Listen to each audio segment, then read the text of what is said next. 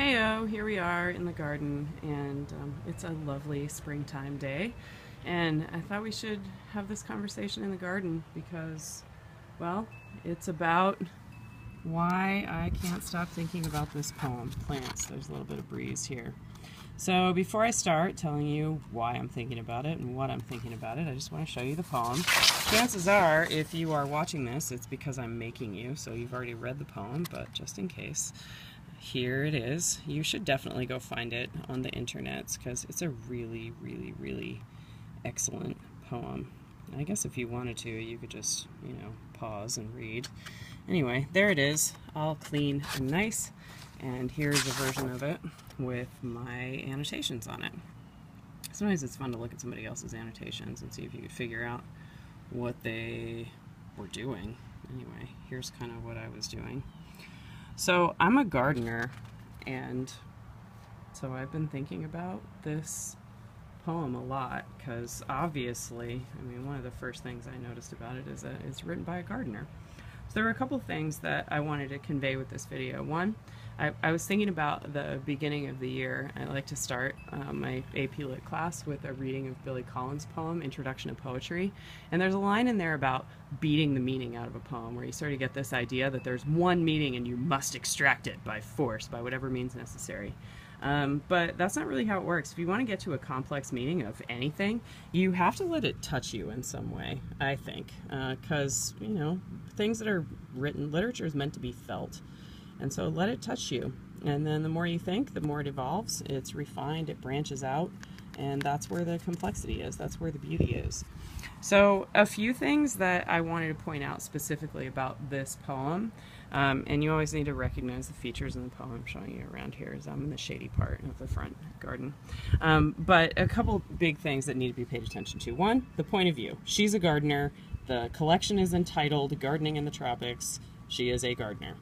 There's lots of imagery in it, and we see ourselves in that imagery. There's some colonialist stuff going on where plants are just ready to turn on you and attack. And I just sitting right here, these guys right here, they go around everywhere, uninvited. This isn't a juke. I planted it here, but it's going to cover up this whole little hillside. And then this is some yummy, yummy, delicious mint, which I planted over here for knowing full well that it was going to take over everything, and that's kind of what I wanted because of, childhood memories that maybe I'll talk to you about some other time. But we see ourselves. We also see, you can see some flowers over there. Flowers are what we wish we were. It talks about, in the poem, she talks about them being spruced up. That flower, that berry is just an ovary, and it's there to use you. And, okay, true. People do the same thing. So we see ourselves in the imagery. And then another thing that I thought was really interesting about this poem is the structure of it. She spends the first couple of stanzas, the first 3 stanzas, kind of outlining what the problem is. And then in the 4th through 6th stanzas, she gives the evidence.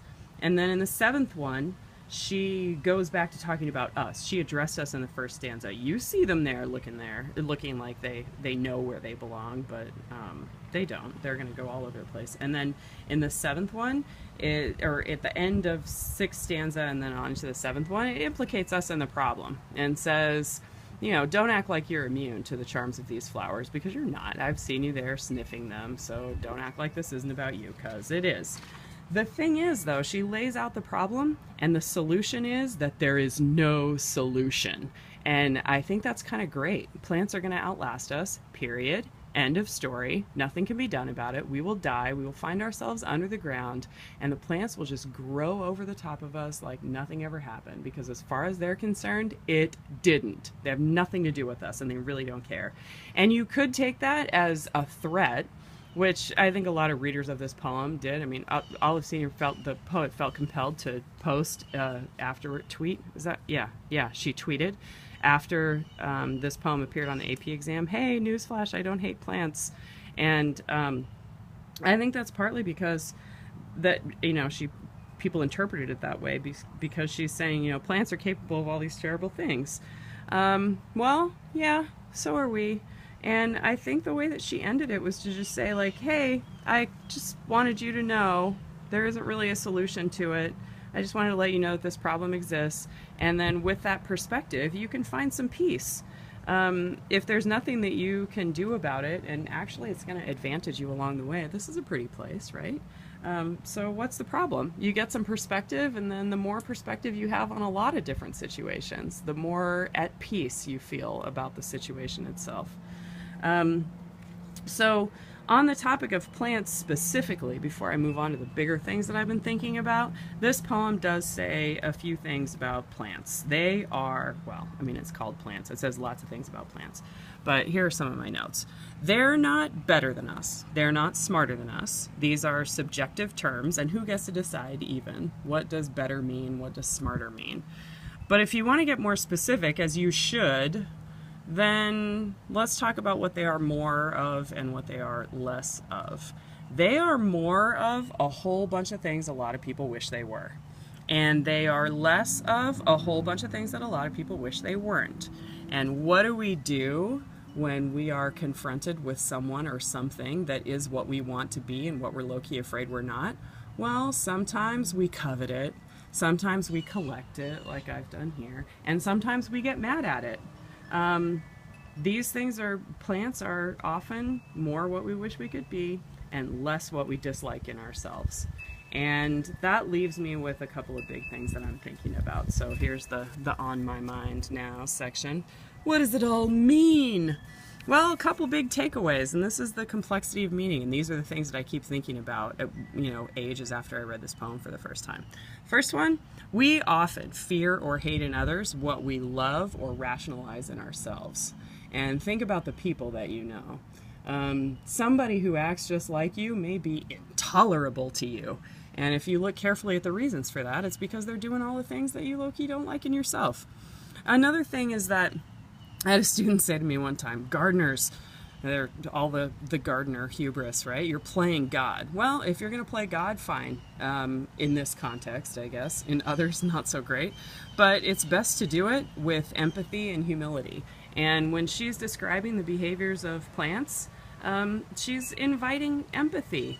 And we need to have some humility about it, too. I'll talk more about that in just a second. Another feature of this poem is the message that it sends about intent. Intent matters. It's not just what you do, it's why you're doing it. So if that lamb's ear over there is marching across the universe and planting itself everywhere, or the stone crock, which is right next to it, and right over there, and right up there, I planted that in one place, and literally you can cut its head off and it will go somewhere else. That's how these other guys got over there. But they don't mean anything by it. They're not trying to hurt you. When humans do the same thing, when we colonize or when we use our beauty to influence others towards our own ends, we have intentions behind that, and that intention gives our actions different weight that plants don't have.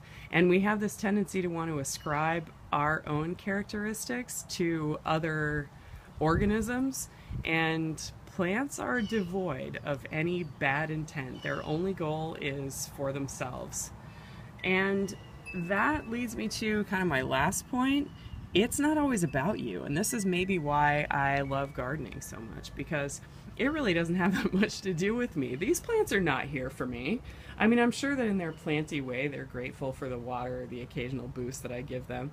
But I get way more from them.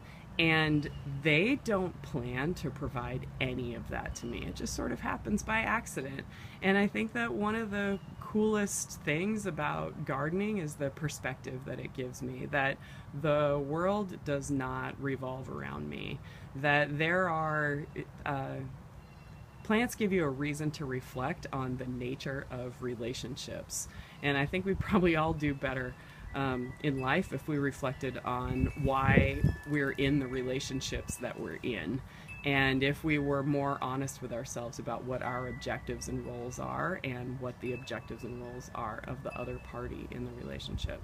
So anyhow, that's what I've been thinking about this poem, and I would love to hear some things that you are thinking about. So here's what I invite you to do. Find something that touches you. Could be a passage from a novel that you've read, could be another poem, could be a song, could be whatever. Give us access to it and make a video that puts it in context and explains what it means for you. Post it, send it to me, and you know, you might find some extra credit. At a minimum, you will find some extra knowledge. So that's it. And you know, don't forget to validate me by posting nice things or hitting like or whatever you do when you like something on YouTube. That's it. Bye.